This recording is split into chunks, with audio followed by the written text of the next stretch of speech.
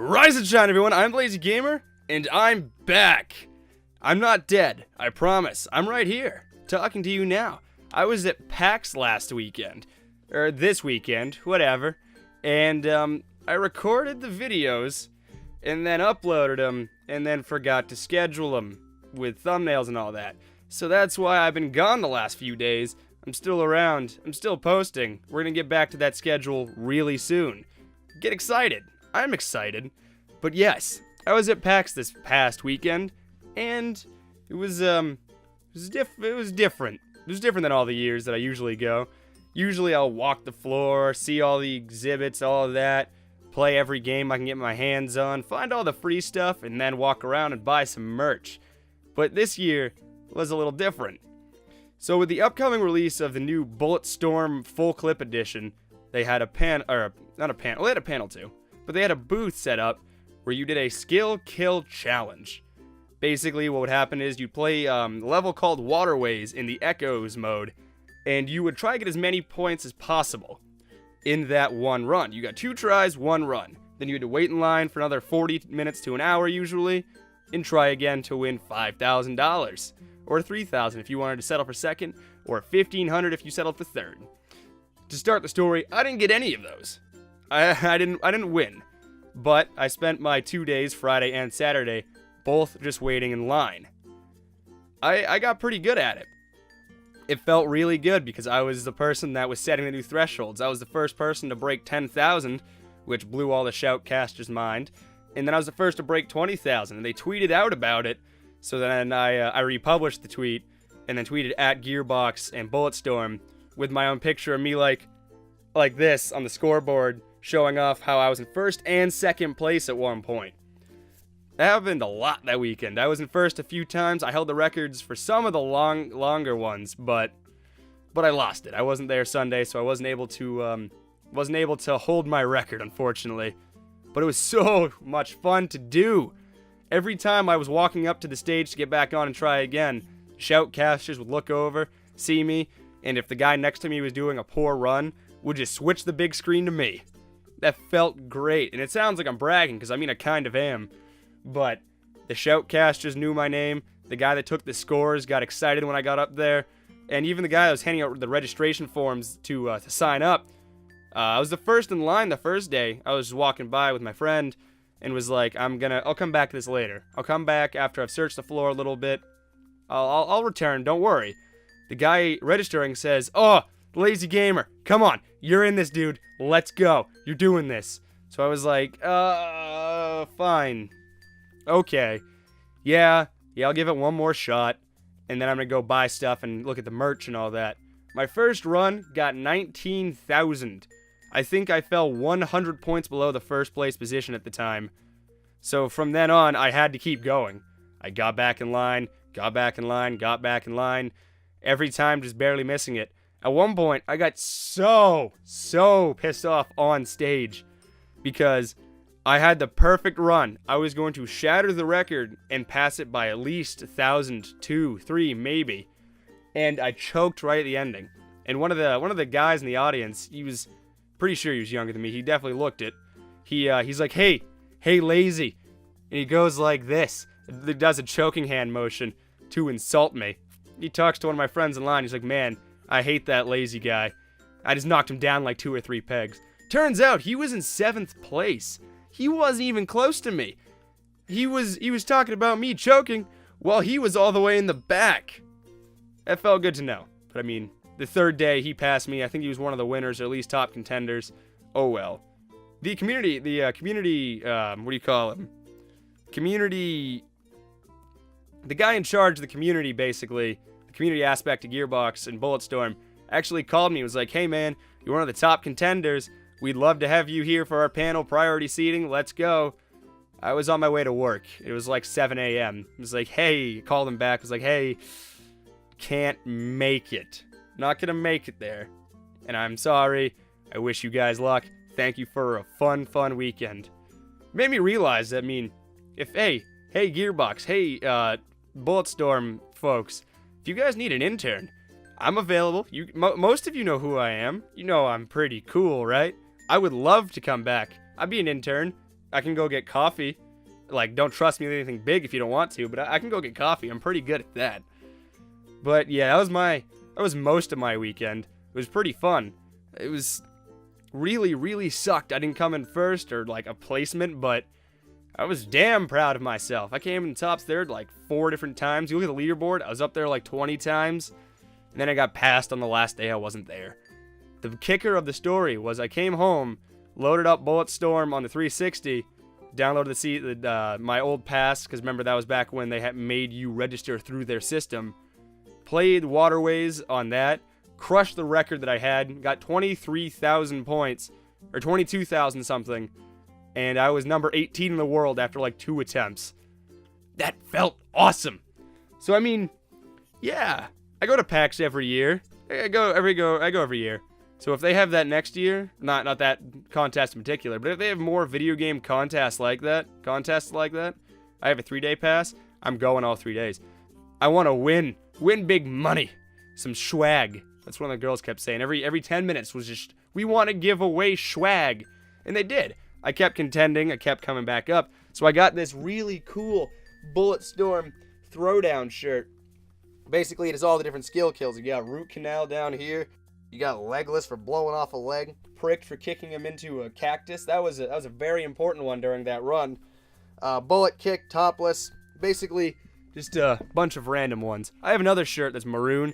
Has a big bullet on the side with like big explosion next to it. They're both pretty cool. I love this one. It's soft. It's very tight fitting. Makes me look good even though I'm a skinny small boy. But yeah, that was basically my PAX experience. Got a few t-shirts, got that Loot Crate Legend of Zelda hoodie. I didn't meet anybody this year. I tend to usually like follow some of the YouTubers there. Say I met Mark twice, Markiplier.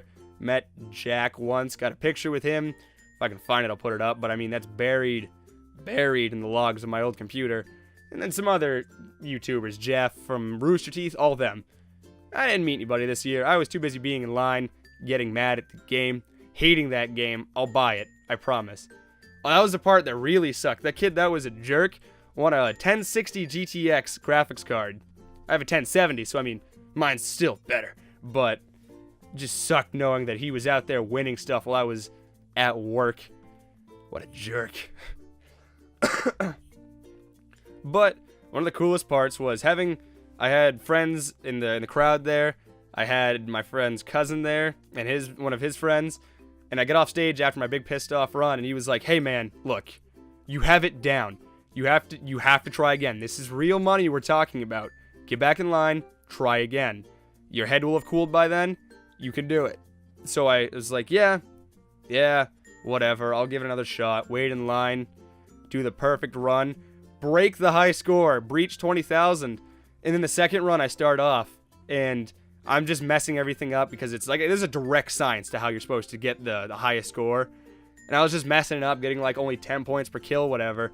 And I was laughing up on stage because when I beat it, I yelled. After I beat 20,000, it's just, yes! Yes! Just right up on stage in front of all these people. Apparently, I drew a crowd, according to Dane. That was really cool. I wasn't paying attention to them because I was trying to, win. But that's cool to know that I brought together a group and I had them all watch. See, some of them had the luxury of watching my runs. Once again, humble brag. But some people were either watching a YouTube video from years and years ago of the top high score, or they were watching my run and seeing how I did things. I copied one of the community people, one of the shoutcasters. They played one of his videos. No one paid attention to it. I did. I started to imitate parts of his run. That's what made the difference, is 20,000. Anyways, back to the original part of the story. My second run of that after I beat it, I was just screwing up. I wasn't doing anything right, but I was just laughing up on stage because I already beat it. I was just having fun.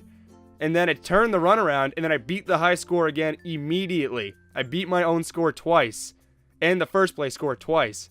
They tweeted that out. I retweeted it, and that's where the other part of the story comes together, where I was like, "Hey, this is me. Look at this." And then Gearbox retweeted it. That was probably the coolest part of that, was that someone at Gearbox saw this, or at the PAX itself probably, retweeted it, was like, "Here's this kid, he's beating it." That was awesome. It's funny, I kept making the joke to Chris, he's in H1Z1 videos. that I was like, I'm going to make someone at Gearbox know my name by the end of this. Feel like I accomplished that on some level. So, wow, I've been talking for 10 minutes about Bulletstorm. Basically, thank you, Bulletstorm creators, people who can fly, I think, and Gearbox Publishing. I had a great weekend with you.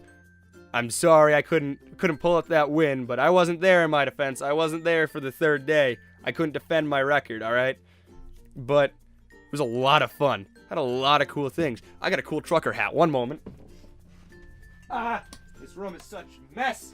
But anyways, the basically why Bulletstorm was there to show off their full clip edition, to show off Duke's Vacation Tour version, where basically they remade the entire game with the Duke Nukem person, like sprite, I guess that's the word for it, the Duke Nukem character in there, recorded all new lines with John St. John, and a bunch of new writing and all that. I got to demo that, and because the scorekeeper and some of the shoutcasters knew who I was, and I broke one of the record, or came pretty close to breaking the record my first run, I got a nice trucker hat. I don't remember, I think it's Duke Nukem's Bulletstorm Full Clip Edition Tour. I get a nice trucker hat. Yeah, hats are definitely my look, right? Especially neon pink.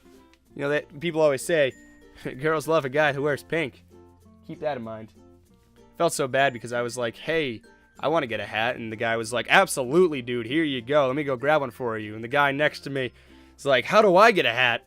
I felt bad. So it was like, I got it because I was here yesterday and I was in first place. I've set a bunch of records. Sorry, dude.